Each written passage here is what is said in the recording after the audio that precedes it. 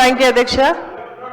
Sir ఇప్పుడు మా ఇంటి పైన కూడా మరి వినాయక చవితి అప్పుడు అటాక్ చేయడం జరిగింది సార్. నేను హైదరాబాద్లో ఉంటాను పిల్లలతో. మా ఇంట్లో చాలా మంది పిల్లలు పడుకుంటారు డైలీ. అయితే నర్సాపూర్లోని మా శివంపేట గోమారం గ్రామానికి సంబంధించి మరి వినాయక చవితి రోజు వాళ్ళు ర్యాలీ ఎప్పుడు కూడా మా ఇంటి ముందు రారు సార్.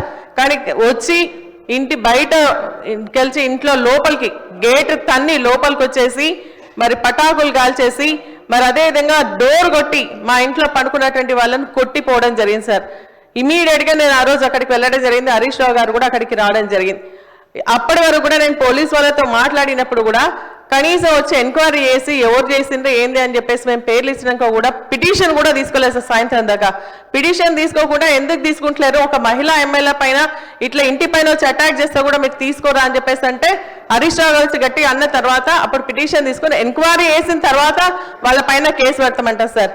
కొట్టినరు, వీడియో మనకు సీసీ ఫుటేజ్లు ఉన్నాయి, అన్ని తీసుకున్న తర్వాత కూడా వాళ్ళని పోలీస్ స్టేషన్కి తీసుకుపోతే వాళ్ళే డ్రైవ్ చేసుకుంటూ పోతారు. వాళ్ళకి మన స్టేషన్ బెల్ ఇచ్చి సాయంత్రం మంచి పంపిస్తారు సార్. అంటే నేను అడుగుతాను, ఒక మహిళా ఎమ్మెల్యే పైన అటాక్ జరిగితే కూడా, ఇంటి పైన అటాక్ జరిగితే కూడా పోలీస్ వాళ్ళు ఈ విధంగా మరి అంత ఇది అంటే కనీసం మాకు ఇది కూడా లేకుండా, రక్షణ లేకుండా మా ఇంటి పైన అటాక్ చేసినటువంటి వాళ్ళని పోలీస్ స్టేషన్లో పెళ్లి కొడుకులా కూర్చోబెట్టి కాంగ్రెస్ పార్టీకి సంబంధించిన వాళ్ళందరూ కూడా అక్కడ కూర్చొని మరి వాళ్ళకి స్టేషన్ బెల్ ఇచ్చి పంపించడం జరిగింది సార్. దీనిపైన యాక్షన్ తీసుకోవాల్సిన మినిస్టర్ గారు క్లారిఫికేషన్.